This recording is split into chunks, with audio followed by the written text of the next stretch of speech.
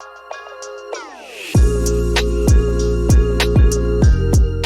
today's episode, we have a very special guest with us who will be talking about their e-commerce journey, how they grew, and how they are coping up with the current scenario of e-commerce as well. I'm very delighted to welcome Mr. Sarajit Baral, who is the CEO of Shopoth. Shopoth, which means oath in English, has taken the oath to improve the customer service in Bangladesh and also by bridging the gap between the retail stores and online marketplace. So all eyes up to Mr. Sarajit Baral. Thank you, Shuvo. Thank you for inviting me here. Very delighted to share my experience with you, I believe. Yeah, so are we. We cannot wait more to hear your journey about your e-commerce growth. So tell us about how you started your e-commerce journey. Was it difficult in the beginning to identify your ideal customers? Or what was your strategy? How did you find out your ideal potential customers? Well, for that, I need to go back 14 years when I started my professional career in trade marketing. And meanwhile, I have seen in these 14 years the boom in e-commerce industry that we are experiencing. Even though there is a huge growth in our e-commerce industry, the digital platforms has brought up. We have big names in here in Bangladesh. However, there is apparently a difference between metro customers and non-metro customers, right? Their needs, what they want, they are apparently same, but the requirement for execution is completely different. The way you talk to the non-metro citizens, the way you bring your platform to the non-metro citizens who are not into this digital ecosystem, which is completely different. I think for them they required a digital assistance. So from there I had a dream that I will bring this digital ecosystem to those non-metro citizens first. That's why Shopoth started not in Dhaka, not in Chittagong Metro, rather outside these non-metro cities, right? So our target customers are those people who know about this digital development that we are experiencing as a nation, but they haven't tried it yet. So we tried to research their tensions, and we came up that we can actually provide a digital assistance to those people through their neighborhood outlets. Because if you think that these neighborhood outlets play a significant role in building their own community, and they form trusted known faces for them. So using or utilizing those known faces, we actually brought in our platform to our target customers who are non-metro citizens. Yep. So that's a pretty interesting model, I would say. So instead of going after the population, the online population who are buying from websites or Facebook, you are going after a pretty underserved market. Yeah. The populations who are mostly in the rural areas and targeting them with people, not with the platform as well. So so thinking about that perspective, did you use any platform for that, or what are the channels or platforms worked for you? How did you make sure that you are going to your ideal customers? Frankly speaking, Shopoth is not a conventional B2C platform, business to customer platform. Rather, we'd love to say it's a bridge between online and offline platforms together. So that's why the thing that I said, we utilize the trust factors of the neighborhood retailers. We have Shopoth agents on ground who have a close connection with our target customers. So what we do, we first recruit the neighborhood outlets, the retailers. We convince them that, how do we operate, what is our business model, and we hook them into our platform. And then we give them the responsibility to acquire customers through them. So at the end, it's not a B2C, rather we'd love to say it's a B2B2C platform, business to customer platform. And we do it through online to offline, O2O activation. Okay, so in one hand, you have your customers. On the other hand, you have the retailers. So what strategy worked for you? I mean, how did you make sure you are on top of the mind of your retailers, also on top of the mind of your customers? So what's basically your go-to-market strategy? Okay, so I give you an example, right? Let's say a non-metro citizen, let's say Kurim, right? This guy is 35 years old or 30 years old. He has heard about the big names that we have right now.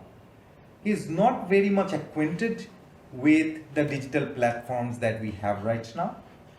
And he has heard that there are a lot of trust issues if you order products, the quality issues, or it may not come on time, right? And when you go back to this digital platform, he does not know how to return a product, right? So these are the tensions of any non-metro citizens that we have. In that case, what we did, we recruited Topon. Topon is a neighborhood retailer. And Topon has a very good relationship with Korim, because Korim has been raised seeing Topon in his neighborhood.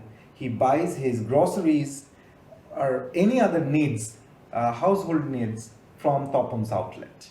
So he has trust on Topon. So what we did, we recruited Topon. We gained the trust of Topon, because it's always better to get the trust of one person rather than going for 100. So we gained the trust of Topon for our platform and asked Topon to recruit his customers like Korim.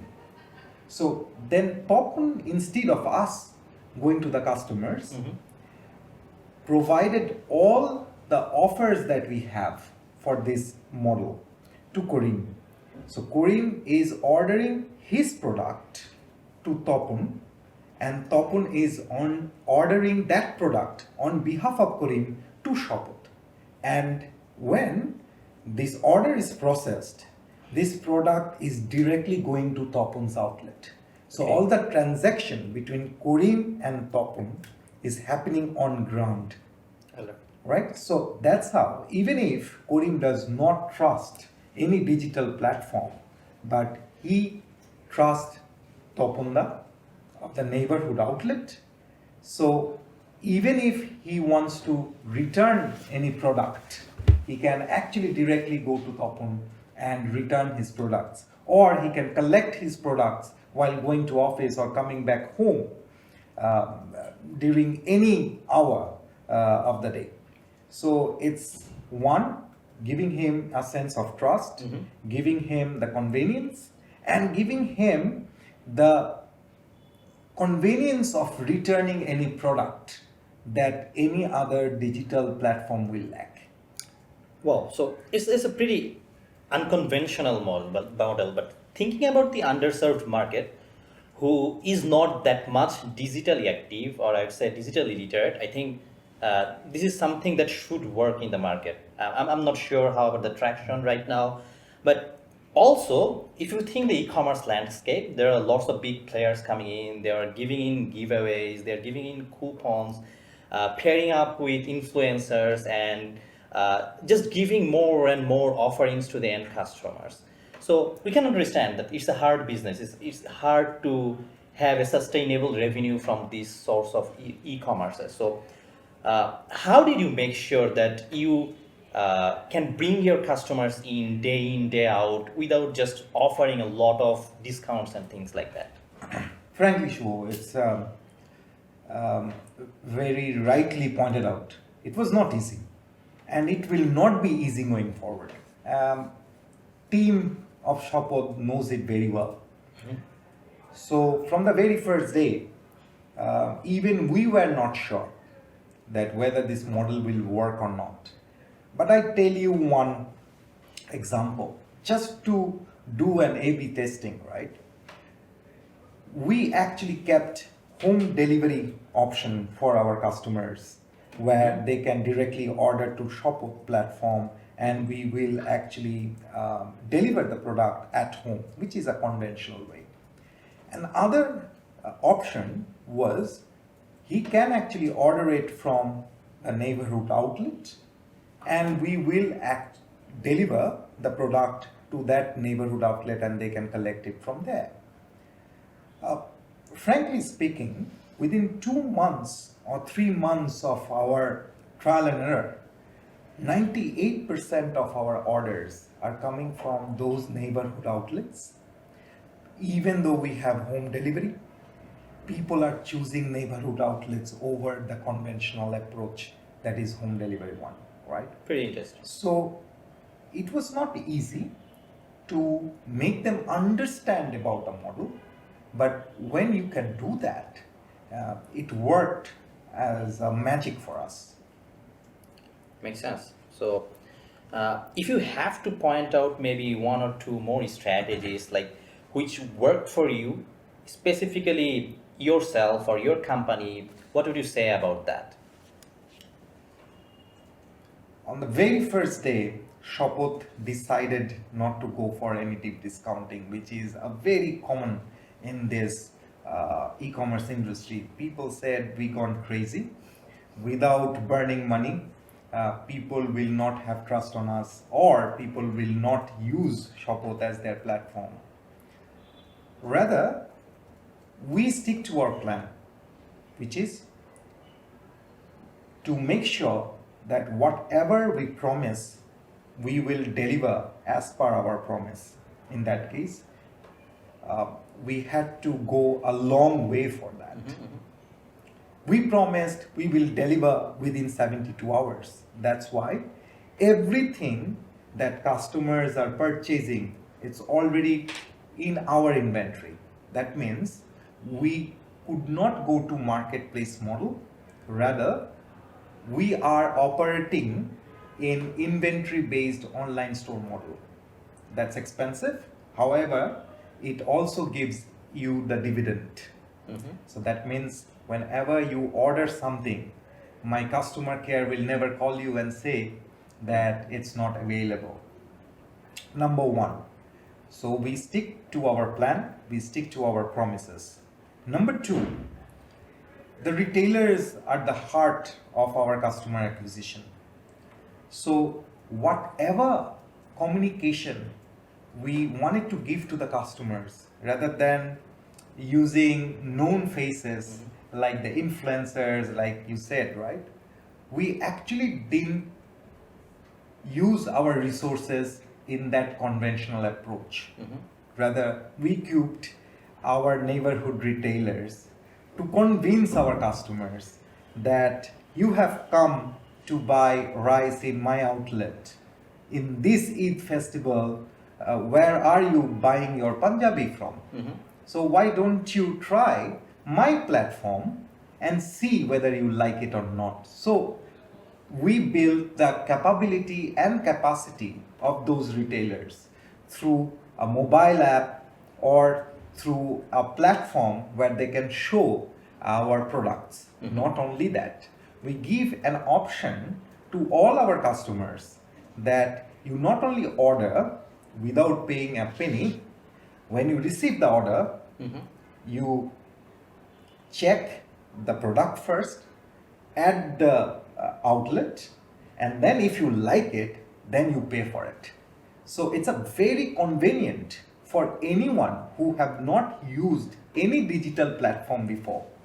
So when somebody has used this platform, we are getting a lot of repeat purchase, which is very unconventional in this digital platform for which is 6 months old, right? So this worked for us. Third, these non-metro citizens, they are potential global citizens. Mm-hmm. But even though they have money, they have the willingness to buy the global brands. Probably those brands are not available in those rural markets, right? What we are trying to do is we are bridging the gap. Mm-hmm. We are bringing in brands for them, the brands that talk in the same language. Okay. So we have the big brands with us in our platform, and we have our own private label brands as well. Like the shirt that I'm wearing, it's from our own brand, right? It's called Lenore. We have a different brand called Liberty. We have a female brand called Shurong. So these are the brands that we made available for our customers, and we are getting huge response from them. Why? Because we actually talked to the customers. We took their feedback positively. We worked what they want, what color they choose. So our product has been got a very positive feedback from our customers. Mm-hmm. So this is third point that I guess working for Shopoth. All right. So, in summary, I can get three things. One, convenience. You played around the convenience of your target customers. Number two, trust. Through the convenience, you wanted to build a trust among your customers. Yeah. And once you have the convenience, once you have the trust, now you can basically make sure that your customers can come repeating they can repeat in, they can come in and buy very easily through your retailer. So you're basically amplifying all of your strategies by not directly going after the customers, but going after the retailers and making sure they can serve your customers. So that's pretty interesting considering the model and the target customer you are working with. So I think we are almost at the very end. We now have very good understanding of your model, how you built the model, how you made sure that you have proper growth, and how you make sure that you can gain the trust of your customers. So the final questions is more around the COVID. So what happened during the COVID? Did your business got a hit, or do you think it's a blessing in disguise? Well, we started our platform during the lockdown period. All right. It was pre-decided. We could have postponed our launch, but we didn't. As I said before, me and my whole team liked the challenge. Frankly speaking, from the business perspective, we didn't get the hit from the COVID because customers wanted to order, wanted to get the brands readily available in a platform which is within their community, which is within their neighborhood outlets, which is very close by to where they live.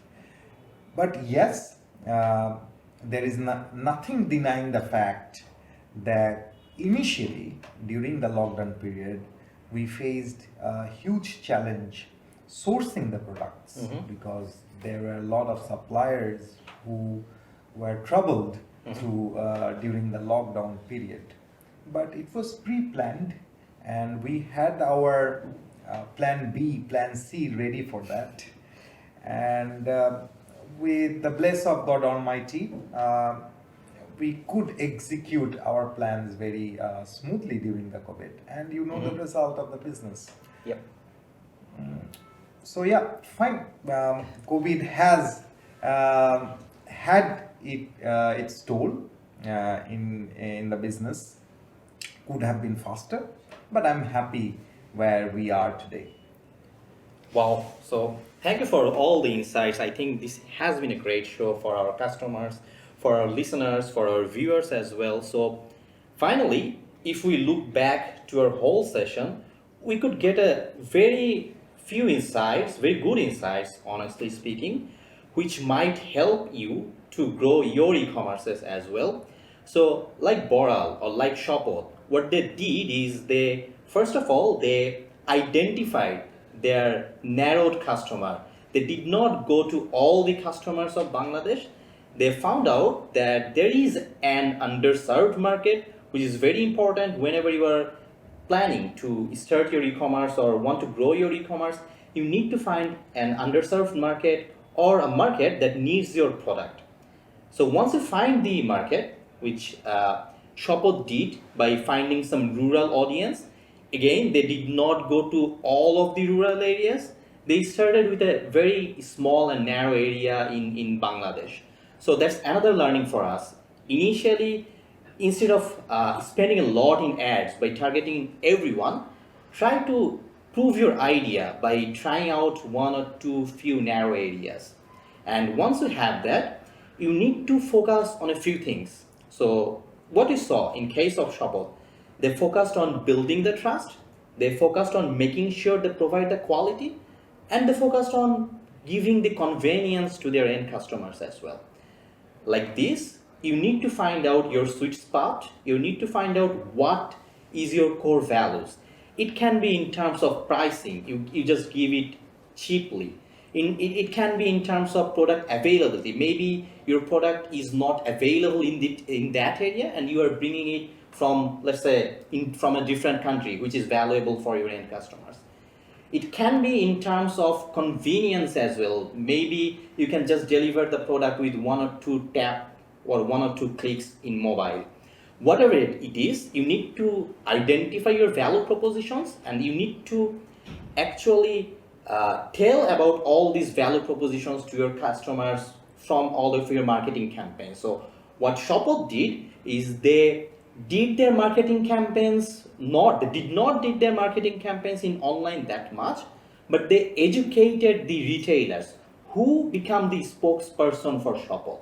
So what you can do as well is once you have the value propositions, once you have identified your target customers, you need to make sure you understand what the channels your ideal customers are and you need to target those channels. Again, in case of Shopoth, the underserved rural customers, they were not in, let's say, e-commerce or website or Google, but they were in their local shops. So they targeted that. You might want to target Reddit because that's where your customer lives, or you might want to target Quora or Facebook or Instagram or TikTok. I don't know, but you should know that. So once you have the ideal customer profile and value proposition, then the third thing, the final thing you should do is to target your customers with your value propositions in the channels they live. So once you can hit that, you can be sure that you can hit the 10x growth like Shopoth did. Thank you everyone.